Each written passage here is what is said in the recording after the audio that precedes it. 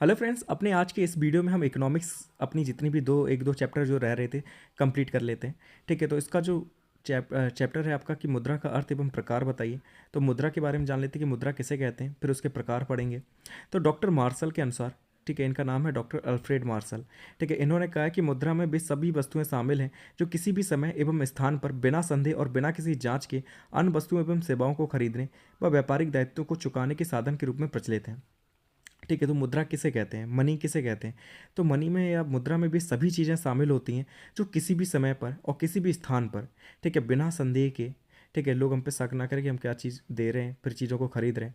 ठीक है, तो बिना संदेह के, बिना किसी जांच के वस्तुओं और सेवाओं को खरीदने के लिए, ठीक है, और व्यापारिक दायित्वों को चुकाने के साधन के रूप में प्रचलित हैं। ठीक है, यूज़ की जाती हैं, तो इसे हम मुद्रा कहते हैं।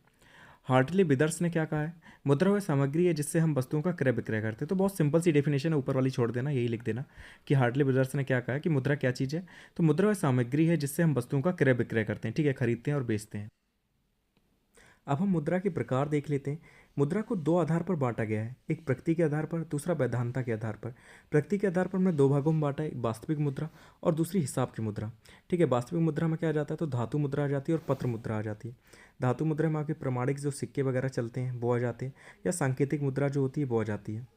और दूसरा है पत्र मुद्रा। ठीक है, देखिए सांकेतिक मुद्रा में ये रहता है कि जैसे कि देखिए प्रमाणित सिक्के या सांकेतिक मुद्रा में क्या अंतर है कि जो प्रमाणित सिक्के होते हैं, जैसे कि आप देखते हैं कि 5 रुपये का जो सिक्का है, तो उसमें जो मेटल की वैल्यू है, ठीक है, जो मेटल की वैल्यू है वो 5 रुपये से कम है। ठीक है, जब वैल्यू कम होती है तो वो सांकेतिक मुद्रा कहलाती है, और जब वैल्यू उसकी ज़्यादा होती है, ठीक है, या बराबर होती है, तो उसे हम लोग प्रमाणित सिक्के कहते हैं। जैसे कि अगर चांदी के सिक्के हैं तो चांदी के सिक्के की वैल्यू जो है वो तो उसके बराबर होगी, ठीक है, तो वो प्रमाणित सिक्के हो जाते हैं। लेकिन अगर उस मेटल की वैल्यू कम है उसे, जैसे कि 1 रुपये का जो सिक्का है उसमें मेटल की जो वैल्यू है वो 1 रुपये से कम है, तो ऐसे सिक्के कहलाते हैं सांकेतिक मुद्रा। ठीक है, लेकिन अगर वैल्यू बराबर है तो वो कहलाते हैं प्रमाणिक सिक्के। ठीक है, तो समझ में आ गया होगा डिफरेंस आपको। तो वास्तविक मुद्रा क्या कहलाती है, वास्तविक मुद्रा को दो भागों में बांटा, धातु मुद्रा और पत्र मुद्रा। पत्र मुद्रा में वही आते हैं जो नोट वगैरह होते हैं, 10 रुपये का नोट, 100 रुपये का नोट, ये सारे आ जाते हैं। हिसाब की मुद्रा, तो हिसाब किताब रखने में जो यूज़ करते हैं, ठीक है, उसे हम लोग हिसाब की मुद्रा कहते हैं। ठीक है, तो प्रकृति के आधार पर दो भागों में बांटा है। फिर है वैधानता के आधार पर, इसे विधि ग्रह व साख मुद्रा आती है। ठीक है, तो अगर वैधानता के आधार पर देखें तो इसमें जो है विधि ग्रह व साख मुद्रा आती है। विधि ग्रह को क्या कहते हैं इंग्लिश में, तो लीगल टेंडर मनी कहते हैं। इसका अर्थ ये होता है कि कोई भी विदेश अपनी जो मुद्रा चला रहा है, ठीक है, जिसे उसने स्वीकृति प्रदान की है, तो उसे हम विधि ग्राह्य कहते हैं। जैसे कि अपने यहाँ पे 10 रुपये का नोट चल रहा है, 100 रुपये का नोट चल रहा है, तो उसे हम क्या कहेंगे, लीगल टेंडर मनी कहेंगे। अगर हम उसे ना लेने में, ठीक है, अगर हमने कोई चीज़ बेची है और कोई व्यक्ति हमें वो नोट दे रहा है और हम लेने से मना कर दें, तो हमें जेल हो सकती है। ठीक है, हमें सज़ा मिल सकती है उस चीज़ की, क्योंकि वो गवर्नमेंट उसे पास कर रही है। ठीक है, गवर्नमेंट उसे अलाउ कर रही है, और अगर आप उसे लेने से मना करेंगे तो आपको जेल होगी। ठीक है, तो ये कहलाती है आपकी विधि ग्राह्य। और बस साख मुद्रा में क्या जाता है, तो साख मुद्रा में जो चेक वगैरह होते हैं, बैंक ड्राफ्ट होता है, ठीक है, तो ये सारी चीज़ें आ जाती हैं। तो विधि ग्राह्य में मुद्रा, पैसा, करेंसी, ये सारी चीज़ें आ जाती हैं। साख मुद्रा व्यक्ति की साख पर निर्भर करती है, 5 रुपये में प्रचलित है। ठीक है, जो साख मुद्रा है ये 5 रुपये में प्रचलित है। इसमें चेक आ जाता है, बैंक ड्राफ्ट आता है, प्रतिज्ञा पत्र आ जाता है, हुंडी आ जाता है, विनिमय पत्र आ जाता है। अब हम चेक के बारे में जान लेते हैं कि चेक किसे कहते हैं। तो चेक एक शर्त रहित लिखित आज्ञा पत्र है जिस पर लेखक के हस्ताक्षर होते हैं, तथा जिसमें लिखने वाला व्यक्ति बैंक विशेष को आदेश देता है कि वह निश्चित धनराशि का भुगतान उसमें निर्देशित व्यक्ति को कर दे। ठीक है, चेक 3 रूप में होते हैं, वाहक चेक, आदेशानुसार चेक और रेखांकित चेक। ठीक है, चेक होता क्या है, तो चेक क्या है, एक शर्त रहित, ठीक है, जिसमें कोई शर्त नहीं है, ठीक है, कोई शर्त नहीं लिखी है, एक लिखित आज्ञा पत्र है। जैसे कि क्या, कि मैं एक चेक लिख रहा हूँ, किसके लिए, बैंक के लिए लिख रहा हूँ, कि मैंने इस चेक में जिस व्यक्ति का नाम लिखा है, मैंने अपने हस्ताक्षर किए हैं, आप जितने रुपए इस चेक में लिखें आप उसे भुगतान कर दें। ठीक है, अगर मैंने 5 लाख का चेक दिया है तो जो बैंक होगा वो 5 लाख रुपए उसे देगा व्यक्ति को। ठीक है, क्योंकि मेरे उसमें हस्ताक्षर है। तो यही होता है कि चेक एक शर्त रहित लिखित आज्ञा पत्र है जिस पर लेखक के हस्ताक्षर होते हैं, जैसे कि मैं लेखक हूँ, मैं हस्ताक्षर कर रहा हूँ, तथा जिसमें लिखने वाला व्यक्ति बैंक विशेष को आदेश देता है, कि मैं आदेश दे रहा हूँ बैंक को कि वह निश्चित धनराशि का भुगतान उसमें निर्देशित व्यक्ति को कर दे। ठीक है, जिस व्यक्ति को मैंने उसमें नाम लिखा है उस व्यक्ति को कर दे। ठीक है, या मतलब उसमें नाम ना भी लिखा हो तो जिस व्यक्ति को मैं चेक दे रहा हूँ उस व्यक्ति को उस उतना भुगतान वो कर दे। ठीक है, तो चेक के 3 रूप होते हैं, वाहक चेक, आदेशानुसार चेक और रेखांकित चेक। ठीक है, तो इनके नाम याद रखना। तो बैंक ड्राफ्ट क्या है, तो बैंक ड्राफ्ट भी एक आज्ञा पत्र है जिसमें एक बैंक किसी अन्य बैंक या अपनी अन्य शाखा को यह आज्ञा देती है कि इसमें लिखित धनराशि का उसमें लिखित व्यक्ति, फर्म या संस्था को भुगतान कर दिया जाए। तो देखिए हम लोग डीएलएड में क्या करते हैं, अपने ही बैंक से एक बैंक ड्राफ्ट बनवाते हैं और उसे हम जमा करते हैं अपने विद्यालय में। ठीक है, अपने विद्यालय में जब हम उसे जमा करते हैं डीएलएड के लिए कि 40,000 का या 46,000 का हमने जो बैंक ड्राफ्ट बनवाया, तो स्कूल वाले क्या करेंगे, उस ड्राफ्ट को लेकर जाएंगे अपने उस बैंक में और वहाँ से उसे क्या करेंगे, उस धनराशि को ले लेंगे। तो यही होता है कि बैंक ड्राफ्ट क्या करता है, एक आज्ञा पत्र है जिसमें एक बैंक किसी अन्य बैंक या अपनी किसी अन्य शाखा को ये आज्ञा देती है कि उसमें लिखित धनराशि का, उसमें लिखित व्यक्ति, ठीक है, जिस व्यक्ति का उसमें नाम लिखा है बैंक ड्राफ्ट में, या जिस व्यक्ति को या जिस फर्म का या जिस संस्था का नाम लिखा है, उसे उतनी धनराशि का भुगतान कर दिया जाए। तो बैंक ड्राफ्ट भी आपको समझ में आ गया होगा। अब हम ग्रेसम का नियम पढ़ लेते हैं। तो ग्रेसम काफ़ी इंपॉर्टेंट व्यक्ति हैं, इनके कुछ नियम हैं, इनसे रिलेटेड क्वेश्चन आ जाते हैं। तो एक नंबर में यही क्वेश्चन पूछा जाता है कि बुरी मुद्रा अच्छी मुद्रा को प्रचलन से बाहर कर देती है, ये किसका नियम है? तो ग्रेसम का नियम है। ठीक है, ये चीज़ याद रखना, एक नंबर में पूछी जाती है कि बुरी मुद्रा अच्छी मुद्रा को प्रचलन से बाहर कर देती है, किसका नियम है? तो ग्रेसम का नियम है। ग्रेसम का नियम क्या है? तो यदि किसी देश में एक ही समय में अच्छी तथा बुरी मुद्रा का प्रचलन है, तो बुरी मुद्रा में अच्छी मुद्रा के चलन को बाहर करने की प्रवृत्ति होती है। ठीक है, अगर एक ही देश में क्या है कि जो ब्लैक मनी होता है, ठीक है, और अच्छी मुद्रा जो है, दोनों एक साथ चल रही हैं, तो बुरी मुद्रा में अच्छी मुद्रा को चलन से बाहर करने की प्रवृत्ति होती है। तो वो जो अच्छी मुद्रा होगी ना, वो बाहर हो जाएगी। ठीक है, और जो ब्लैक करेंसी होगी वो चलेगी। ठीक है, कम तौल वाले पुराने कम शुद्धता व कम मूल्य के सिक्के बुरी मुद्रा कहलाते हैं। ठीक है, अगर बुरी मुद्रा की बात करें तो कौन कौन से बुरी मुद्रा में आते हैं? तो कम तौल वाले, ठीक है, पुराने कम शुद्धता वाले और कम मूल्य के जो सिक्के होते हैं वो बुरी मुद्रा में आते हैं। नए एवं पूरे भार वाले सिक्के जिनकी शुद्धता प्रमाणित हो वो अच्छी मुद्रा कहलाती है। ठीक है, तो अच्छी मुद्रा और बुरी मुद्रा में आपको फ़र्क समझ में आ गया होगा कि कम तौल वाले जो होते हैं और जो पुराने सिक्के होते हैं कम शुद्धता वाले, तो ऐसे सिक्के बुरी मुद्रा में आते हैं, और जो नए होते हैं पूरी तरीके से प्रमाणिक होते हैं, तो ऐसे जो सिक्के होते हैं वो अच्छी मुद्रा में आते हैं। अब ग्रेसम का नियम लागू होने के प्रमुख कारण क्या है कि क्यों ग्रेसम का नियम लागू किया जाता है? तो अच्छी मुद्रा के प्रचलन से बाहर होने के कुछ कारण हैं कि क्यों अच्छी मुद्रा जो होती है वो प्रचलन से बाहर हो जाती है और क्यों बुरी मुद्रा जो होती है वो मार्केट में इधर से उधर ट्रांसफर होती रहती है। तो लोग करते क्या है कि लोग जो होते हैं वो अच्छी मुद्रा का संग्रह कर लेते हैं, जैसे कि कई नई करेंसी नोट्स जो होते हैं, आप देखते हैं कि जो भी करारे करारे नोट होते हैं हम क्या करते हैं उसे सेव करके रख लेते हैं। ठीक है, अपने के लिए वो देना नहीं चाहते हम, और जो पुराने नोट होते हैं वही चलते रहते हैं। लोग क्या करते हैं, अच्छे सिक्के को क्या कर लेते हैं, पिघला लेते हैं। आपको पता होगा कि 5 रुपये का सिक्का जो पहले चलता था पुराने टाइम में, वो मोटा होता है और थोड़ा भारी होता है। तो क्या होता है, उसकी स्मगलिंग होती थी बांग्लादेश में, और बांग्लादेश में जब वो जाता था तो उस सिक्के से 6 ब्लेड बनाए जाते थे और एक ब्लेड की कीमत थी 2 रुपये। तो आप सोच सकते हैं कि 5 रुपये से वो 12 रुपये कमा रहे थे। तो जितने भी सिक्के थे, कई सिक्के यहाँ से बांग्लादेश चले गए। ठीक है, तो उनका यूज़ होता था, इसलिए ये सिक्के जो अब आ रहे हैं वो काफ़ी हल्के होते हैं, और उनकी जो अगर आप मेटल भी देखेंगे तो थोड़ा अलग मेटल देखने को मिलेगा। ठीक है, अच्छे सिक्कों का निर्यात हो जाता है। तो यही बात है कि अच्छे सिक्के जो होते हैं वो निर्यात कर लिए जाते हैं, एक्सपोर्ट कर दिए जाते हैं। तो ये सारी चीज़ें हैं जिनकी वजह से अच्छी मुद्रा जो होती है वो प्रचलन से बाहर हो जाती है। अब मुद्रास्फीति किसे कहते हैं, ये बहुत इंपॉर्टेंट टॉपिक है। ठीक है, मुद्रास्फीति है, मुद्रास्फीति है, इसे इंग्लिश में इन्फ्लेशन कहते हैं। अगर कॉमर्स का कोई बच्चा है तो वो इस चीज़ को समझता होगा कि ठीक है कि इन्फ्लेशन और डिफ्लेशन क्या होता है। तो मुद्रास्फीति वह है जब वस्तुओं के मूल्य में वृद्धि होती है तथा मुद्रा के मूल्य में कमी आती है। ठीक है, जब भी किसी भी चीज़ की कीमत में इजाफा होता है, ठीक है, दाम बढ़ जाते हैं। ठीक है, जो आप 5 रुपये की मैगी खाते थे अब 12 रुपये की हो गई है। ठीक है, तो उसके रेट बढ़ गए ना, तो यही चीज़ कहलाती है इन्फ्लेशन। ठीक है, जब किसी भी चीज़ के रेट बढ़ जाते हैं, ठीक है, जो मार्केट में आप जाते हैं हर चीज़ की महंगाई बढ़ रही है, तो जो महंगाई शब्द है यही इन्फ्लेशन कहलाता है। ठीक है, जब चीज़ों के दाम हैं वो बढ़ते जाते हैं तो ये चीज़ इन्फ्लेशन कहलाती है। और होता क्या है कि जो मुद्रा का मूल्य है उसमें कमी आती है। अब मुद्रा के मूल्य में कैसे कमी आती है कि पहले आप 5 रुपये में मैगी खरीद ले रहे थे, अब आप 12 रुपये दे रहे हैं तब भी आपको उतनी ही मैगी मिल रही है। ठीक है, तो सेम चीज़ है ना, वैल्यू तो गिर गई ना रुपए की, कि पहले आप 5 रुपये में उतनी चीज़ खरीद रहे थे, अब 12 रुपये आपको देने पड़ रहे हैं। तो जो मनी है उसकी भी वैल्यू गिर रही है और महंगाई भी बढ़ रही है, तो ये चीज़ कहलाती है इन्फ्लेशन। अब सेकंड है मुद्रा अपस्फीति, जिसे हम इंग्लिश में डिफ्लेशन कहते हैं। डिफ्लेशन तथा मुद्रा संकुचन मुद्रास्फीति की विपरीत स्थिति होती है, मतलब इन्फ्लेशन के जस्ट अपोजिट की स्थिति होती है। उसमें हम महंगाई के कारण चीज़ों को नहीं खरीदते, लेकिन इसमें हम चीज़ों को खरीद ही नहीं पा रहे हैं। ठीक है, खरीदना ही नहीं चाहते, चीज़ों के दाम कम हो जा रहे हैं लेकिन फिर भी हम उसे नहीं खरीद रहे। तो ऐसी स्थिति क्या कहलाती है, डिफ्लेशन की कहलाती है।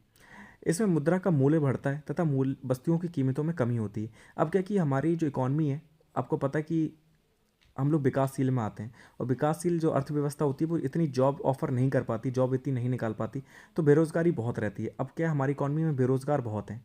ठीक है, अब वो चीज़ों को खरीद ही नहीं रहे। अब चीज़ों को जब कोई खरीदेगा नहीं तो कंपनियों की चीज़ें ख़राब होंगी, तो वो क्या करेगी, चीज़ों की जो दाम है वो कम कर देगी। ठीक है, जो 5 रुपये की चीज़ थी, जैसे कि क्या कि मैगी कोई नहीं खरीदेगा, तो जो 12 रुपये की जो वैल्यू है उसे वो कम कर देगी कंपनी, फिर से 5 रुपये का कर देगी ताकि लोग खरीदने लग जाएं। ठीक है, अब 5 रुपये की जब उसे कर देगी तो क्या कि महंगाई तो कम हो गई ना, तो यही कहलाती मुद्रा अपस्फीति। ठीक है, कि मूल्य तो बढ़ रहा है रुपए का और वस्तुओं की कीमतों में भी कमी हो रही है, लेकिन फिर भी लोग नहीं खरीद रहे, तो ऐसी स्थिति कहलाती है डिफ्लेशन की। अब थर्ड है मुद्रा का अवमूल्यन, जिसे हम लोग डेप्रिसिएशन कहते हैं मुद्रा का। जब विदेशी मुद्राओं के मुकाबले देश की मुद्रा का मूल्य कम हो जाता है तो उसे मुद्रा का अवमूल्यन कहते हैं। जैसे हम कह सकते हैं डॉलर के मुकाबले रुपए की जो वैल्यू गिर रही है, इसे हम क्या कहेंगे, मुद्रा का अवमूल्यन कहेंगे। अर्थात अपनी मुद्रा के मूल्य को अंतर्राष्ट्रीय व्यापार में प्रयुक्त मुद्राओं की तुलना में कम होना क्या कहलाता है, मुद्रा का अवमूल्यन कहलाता है। इसके प्रमाण से विदेशों में आयात महंगा हो जाता है और निर्यात सस्ता हो जाता है। अब क्या कि पहले क्या था, 1947 में $1 की जो वैल्यू थी वो ₹1 के बराबर थी। ठीक है, हमारा ₹1 और उनका $1 समान था। ठीक है, हम चाहें तो ₹50 की चीज़ वहाँ पे खरीद सकते थे, $50 के बराबर था वो। ठीक है, खरीद सकते थे। अब क्या कि $1 की कीमत हो गई ₹80 या ₹82 तक पहुँच गया है। ठीक है, अब हमें क्या कि $1 की चीज़ के लिए हमें ₹82 देना पड़ेगा। ठीक है, इंग्लैंड में अगर आप गए, आपको ₹1 की चीज़ खरीदने के लिए क्या देना पड़ेगा, ₹82 देना पड़ेगा, तब जाके आप चीज़ों को खरीद पाएंगे। ठीक है, तो ये होता है कि हमारी जो वैल्यू वो कम हो जाती है। अब इससे फ़र्क क्या पड़ता है कि आयात जो होता है वो महंगा हो जाता है। आयात से मतलब है जो चीज़ें हम मंगाते हैं विदेशों से, जैसे कि अब हम इंग्लैंड से कोई चीज़ मंगानी है हमें। ठीक है, भले ही वो ₹1 की चीज़ होगी लेकिन हमें ₹82 देना पड़ रहा है। तो आप समझ सकते हैं कि अगर हमें $5 भी देना पड़ा तो कहाँ तक पहुँच गए हम। ठीक है, तो आयात महंगा हो गया, हम चीज़ें जो मंगा रहे हैं वो महंगी पड़ गई ना। और निर्यात सस्ता हो जाता है कि हम अपनी चीज़ बेच रहे हैं तो हमें क्या, वो हमें ₹1 दे रहे हैं उनके मुकाबले। ठीक है, $1 हुआ ना वो, तो निर्यात सस्ता हो जाता है और आयात महंगा हो जाता है। क्वेश्चन है कि उत्पादन क्या है। ठीक है, उत्पादन क्या कहते हैं, मतलब किसे कहते हैं, प्रोडक्शन किसे कहते हैं। तो अर्थशास्त्र में उत्पादन औद्योगिक प्रतिष्ठानों द्वारा वस्तुओं, सामानों या सेवाओं को निर्मित करने की प्रक्रिया है। ठीक है, तो अर्थशास्त्र में जो उत्पादन किसे कहते हैं, तो जो औद्योगिक प्रतिष्ठान है उनके द्वारा वस्तुओं, सामानों और सेवाओं को निर्मित करने की प्रक्रिया को उत्पादन कहते हैं। मुद्रास्फीति के प्रकार बताइए। तो मुद्रास्फीति 2 प्रकार की होती है। ठीक है, इन्फ्लेशन 2 प्रकार का होता है। एक होता है आंशिक मुद्रास्फीति, ठीक है, और दूसरा होता है पूर्ण मुद्रास्फीति। ठीक है, तो मुद्रास्फीति के आप प्रकार लिख सकते हैं। इन्फ्लेशन 2 टाइप का होता है, जिसमें एक आंशिक रूप से इन्फ्लेशन आता है और एक पूर्ण रूप से इन्फ्लेशन आता है। तो मुद्रास्फीति वाला चैप्टर कंप्लीट हो गया। अब हम पढ़ते हैं अर्थव्यवस्था के बारे में, जिसे इकोनॉमी कहते हैं। तो अर्थशास्त्र जो है वो 2 शब्दों से मिलकर बना है, अर्थ प्लस शास्त्र, जिसका अर्थ होता है धन से संबंधित शास्त्र। ठीक है, अर्थ का मतलब धन होता है और शास्त्र का मतलब तो शास्त्र हो ही गया। तो धन से संबंधित शास्त्र को हम क्या कहते हैं, अर्थशास्त्र कहते हैं, जैसे इंग्लिश में हम लोग इकोनॉमिक्स भी कहते हैं। अर्थशास्त्र के पिता जो थे वो एडम स्मिथ हैं। ठीक है, फादर ऑफ इकोनॉमिक्स किसे कहा जाता है, तो एडम स्मिथ को कहा जाता है। ठीक है, बहुत इंपॉर्टेंट व्यक्ति थे। अर्थव्यवस्था एक क्षेत्र है जहां आर्थिक वस्तु व सेवा के द्वारा आर्थिक गतिविधियों का निर्माण किया जाता है। ठीक है, तो अर्थव्यवस्था किसे कहते हैं, तो अर्थव्यवस्था एक क्षेत्र है जहाँ पे आर्थिक वस्तु एवं सेवाओं के द्वारा आर्थिक गतिविधियों का निर्माण किया जाता है, या कह सकते हैं कि वस्तुओं का निर्माण या सेवाओं का निर्माण किया जाता है अर्थव्यवस्था में। अब भारतीय अर्थव्यवस्था जो है इसकी विशेषताएं पूछ ली जाती हैं। तो भारतीय अर्थव्यवस्था की विशेषताएं देख लेते हैं। 2017 में ये क्वेश्चन आ चुका है। भारतीय संविधान ने आर्थिक विकास के लिए समाजवादी प्रणाली को स्वीकार किया है। ठीक है, जो भारतीय संविधान है इसने आर्थिक विकास के लिए किसे स्वीकार किया है, तो समाजवादी प्रणाली को स्वीकार किया है। भारतीय अर्थव्यवस्था दुनिया की तीसरी सबसे बड़ी अर्थव्यवस्था है। तो आपको पता होगा कि भारत की जो अर्थव्यवस्था है वो दुनिया की सबसे बड़ी अर्थव्यवस्था है। ठीक है, तीसरे नंबर पर। इसमें शायद पहले अमेरिका की आती है, फिर चीन की आती है, फिर तीसरे नंबर पर भारत की आती है। तीसरा क्या है कि इसमें सार्वजनिक और निजी दोनों क्षेत्रों का महत्व दिया जाता है। ठीक है, जैसे कि अगर हम अमेरिका जाते हैं तो उसमें जो निजी क्षेत्र है उसे हम ज़्यादा इंपॉर्टेंस देते हैं। ठीक है, उसे ज़्यादा इंपॉर्टेंस देते हैं। अगर हम रसिया चले जाते हैं तो वहाँ पर जो सार्वजनिक क्षेत्र है उसे हम जो ज़्यादा इंपॉर्टेंस देते हैं। लेकिन अगर भारत की अर्थव्यवस्था देखें तो इसमें सार्वजनिक और निजी दोनों क्षेत्रों को बहुत महत्व दिया जाता है। ठीक है, दोनों को बराबर हम महत्व देते हैं। अब हम अर्थव्यवस्था के प्रकार देख लेते हैं। तो अर्थव्यवस्था को 2-3 आधार पर बांटा गया है। तो पहला है स्वामित्व के आधार पर। इसमें अर्थव्यवस्था को 3 प्रकार से बांटा गया है, पूंजीवादी अर्थव्यवस्था, समाजवादी अर्थव्यवस्था और मिश्रित अर्थव्यवस्था। तो पूंजीवादी अर्थव्यवस्था किसे कहते हैं, पूंजीवादी अर्थव्यवस्था में वस्तुओं एवं सेवाओं के उत्पादन पर या साधनों पर बाजार का नियंत्रण होता है, या हम कह सकते हैं निजी नियंत्रण होता है। ठीक है, जब जो बाजार है, जो मार्केट है, उसमें जो सेवाएं और वस्तुएं हैं उनका उत्पादन किया जा रहा है, उनका प्रोडक्शन किया जा रहा है, और उत्पादन करने वाले जो साधन हैं उन पर किसी बाजार का नियंत्रण होता है या प्राइवेट सेक्टर का नियंत्रण होता है। ठीक है, तो ऐसी जो अर्थव्यवस्था होती है वो कहलाती है पूंजीवादी अर्थव्यवस्था, जो आपको अमेरिका में देखने को मिलती है। ठीक है, तो जो कैपिटलिस्ट इकोनॉमी है या पूंजीवादी अर्थव्यवस्था है ये कहाँ देखने को मिलती है, अमेरिका में देखने को मिलती है, ऑस्ट्रेलिया में देखने को मिलती है। ठीक है, तो इसमें होता क्या है कि जो निजी सेक्टर है, जो प्राइवेट सेक्टर है, इसका अधिकार होता है। ठीक है, ऑल ओवर जो ज़्यादातर चीज़ें हैं, जितनी भी बड़ी बड़ी चीज़ें हैं वो यही सारी सब देखते हैं। ठीक है, गवर्नमेंट का रोल जीरो होता है। ठीक है, गवर्नमेंट का बिल्कुल रोल नहीं होता इसमें। तो इसमें क्या होता है कि वस्तु एवं सेवाओं के उत्पादन के साधनों पर बाजार का नियंत्रण होता है या निजी नियंत्रण होता है। तो इसमें पूरे मार्केट को प्राइवेट सेक्टर ही कंट्रोल करता है। और समाजवादी अगर अर्थव्यवस्था की हम बात करें तो इसे इंग्लिश में सोशलिस्ट इकोनॉमी कहते हैं। ठीक है, इसमें आर्थिक संसाधनों पर सरकार का पूर्ण नियंत्रण रहता है। सरकार ही मांग एवं पूर्ति निर्धारित करती है। इसमें सार्वजनिक क्षेत्र का प्रभुत्व होता है। कहने का मतलब है जब गवर्नमेंट का रोल 100% हो और निजी सेक्टर जो होता है, जो प्राइवेट सेक्टर उसका रोल 0 हो, तो वहाँ पर समाजवादी अर्थव्यवस्था देखने को मिलती है। ठीक है, इसमें जो आर्थिक संसाधन है उस पर सरकार का पूरी तरह से नियंत्रण रहता है। सरकार ही मांग और पूर्ति, मतलब कि डिमांड और सप्लाई जो है मार्केट में कैसी रहेगी, ये कौन निर्धारित करता है? तो गवर्नमेंट निर्धारित करती है। ठीक है, इसमें सार्वजनिक क्षेत्र का प्रभुत्व होता है। तो ये अर्थव्यवस्था कहाँ देखने को मिलती है? तो इसका एग्जाम्पल रसिया है। ठीक है, जो रसिया है यहाँ पर समाजवादी अर्थव्यवस्था देखने को मिलती है, रसिया में देखने को मिलती है। इसे हम लोग यूएसएसआर भी कहते हैं। ठीक है, अब हम बात करते हैं मिश्रित अर्थव्यवस्था की। 2019 में मिश्रित अर्थव्यवस्था के बारे में पूछा भी गया है। तो इसमें निजी एवं सार्वजनिक दोनों क्षेत्रों का सह अस्तित्व पाया जाता है। ठीक है, इसमें क्या है कि दोनों का रोल बराबर है। जो प्राइवेट सेक्टर है उसका भी रोल उतना ही है और जो गवर्नमेंट सेक्टर है उसका भी रोल भी उतना ही है। ठीक है, तो दोनों का बराबर रोल होता है। तो ऐसा अर्थव्यवस्था जो होती है वो मिश्रित अर्थव्यवस्था कहलाती है। ठीक है, और ये भारत में देखने को मिलती है। जो भारत में अर्थव्यवस्था है वो मिश्रित अर्थव्यवस्था है।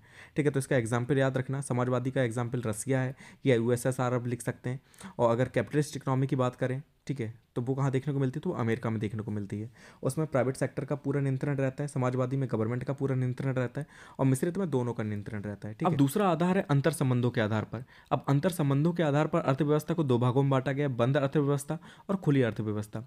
बंद अर्थव्यवस्था क्या होती है? वह अर्थव्यवस्था जिसमें आयात व निर्यात नहीं होता। ठीक है, ऐसी अर्थव्यवस्था को हम क्या कहते हैं? बंद अर्थव्यवस्था कहते हैं। ठीक है, जिसमें क्या है कि जो व्यापार चल रहा है वो एक ही देश के अंदर चल रहा है। ठीक है, बाहरी देश से ना कुछ मंगाते हैं ना बाहर कुछ भेजते हैं। ठीक है, तो ऐसी अर्थव्यवस्था बंद अर्थव्यवस्था कहलाती है। कुछ देशों में लगभग बंद अर्थव्यवस्था पाई जाती है, जैसे ब्राज़ील है, नॉर्वे है। इन देशों में कैसी अर्थव्यवस्था पाई जाती है? तो बंद अर्थव्यवस्था पाई जाती है। ठीक है, ये ना इंपोर्ट करते हैं ना एक्सपोर्ट करते हैं, ना आयात करते हैं किसी चीज़ का ना निर्यात करते हैं। ठीक है, तो ऐसी अर्थव्यवस्था क्या कहलाएगी? बंद अर्थव्यवस्था कहलाती है। और खुली अर्थव्यवस्था कहाँ पाई जाती है? तो जिसमें समुचित रूप से आयात एवं निर्यात होता है उसे खुली अर्थव्यवस्था कहते हैं। जैसे भारत है, अमेरिका है, चीन है।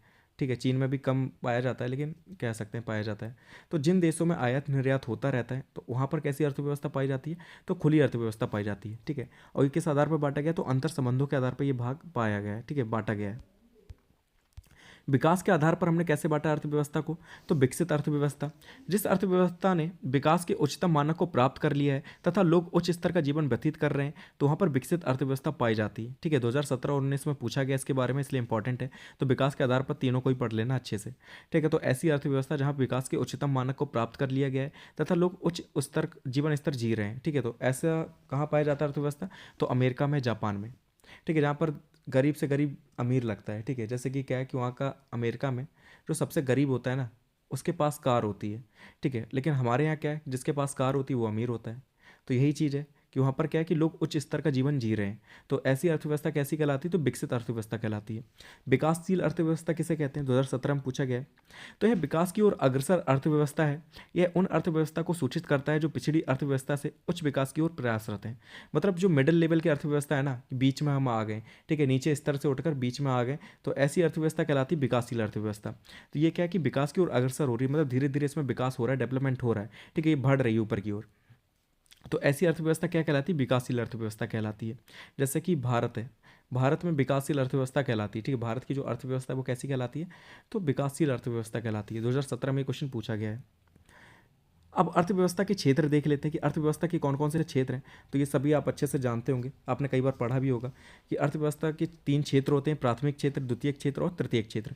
प्राथमिक क्षेत्र या प्राइमरी सेक्टर इसे कहते हैं। इसमें जितनी भी प्राकृतिक चीज़ें होती हैं, ठीक है, प्राकृतिक क्षेत्र से जो भी चीज़ें होती हैं वो प्राथमिक क्षेत्र में आ जाती है। जैसे कि क्या है कि हम खेती करते हैं। ठीक है, कृषि उत्पाद से संबंधित चीज़, वानिकी से संबंधित चीज़, कच्चा माल वगैरह, ये सारे प्राथमिक क्षेत्र में आ जाते हैं। द्वितीय क्षेत्र में जितनी भी फैक्ट्री वगैरह हम लगाते हैं और कच्चे माल को हम किसी फिनिश्ड प्रोडक्ट में कन्वर्ट करते हैं, जैसे कि क्या कपास के यूज़ किया हमने, उसकी फैक्ट्री लगाई और उससे हमने एक कपड़ा बना दिया, तो ये द्वितीय क्षेत्र में आ जाता है। ठीक है, प्राथमिक क्षेत्र के जो कच्चा माल होता है उसका यूज़ करके हम जब वस्तुएं बनाते हैं फैक्ट्री वगैरह में, तो वो द्वितीय सेक्टर में आ जाता है। तो जितनी भी फैक्ट्रियाँ वगैरह हैं वो द्वितीय क्षेत्र में आएंगी। तृतीय क्षेत्र में सेवाएं आ जाती हैं, कि जितनी भी सेवाएं हम प्रोवाइड कराते हैं वो तृतीय क्षेत्र में आ जाती हैं, और इसीलिए से हम सेवा क्षेत्र भी कहते हैं। जैसे कि बैंकिंग जो है, ठीक है, तो बैंक हमें सेवा ही तो प्रदान कर रहा है कि हमारा रुपया रख रहा है, ठीक है, हमें लोन दे रहा है, ये सारी चीज़ें कर रहा है। तो सेवा क्षेत्र में बीमा भी आ जाता है और परिवहन भी आ जाता है। ठीक है, तो इसी के साथ आपका जितना भी सिलेबस था सोशल साइंस में सारा कंप्लीट हो गया है। ठीक है, इस वीडियो को अच्छे से देख लेना, मुद्रा वाला चैप्टर काफ़ी इंपॉर्टेंट है, उसके बारे में पढ़ लेना, मुद्रास्फीति। ठीक है, ये इंपॉर्टेंट लाइन्स है, एक एक नंबर में भी आ सकती हैं। ठीक है, इनके बारे में आप अगर नहीं पढ़ेंगे तो आप नहीं लिख पाएंगे। ठीक है, क्योंकि ये चीज़ें आपने पहली बार सुनी होंगी, अगर आप कॉमर्स के स्टूडेंट नहीं है तो पहली बार ही सुनी होगी। ठीक है, तो इस चीज़ को अच्छे से पढ़ लेना, क्योंकि इनसे अगर क्वेश्चन आए तो इनमें नंबर आपका जाएगा। तो इस चीज़ को सही से पढ़ लेना। फिर मिलते हैं नेक्स्ट वीडियो में नेक्स्ट टॉपिक के साथ। सॉरी, नेक्स्ट टॉपिक नहीं, अब जो रैपिड फायर क्लास है वो जल्दी आ जाएगी, आपकी कल तक आ जाएगी। मैं बना रहा हूँ उस पर वीडियो, तो तैयारी करते रहिए। मिलते हैं फिर नेक्स्ट वीडियो में। Thank you so much for watching this video.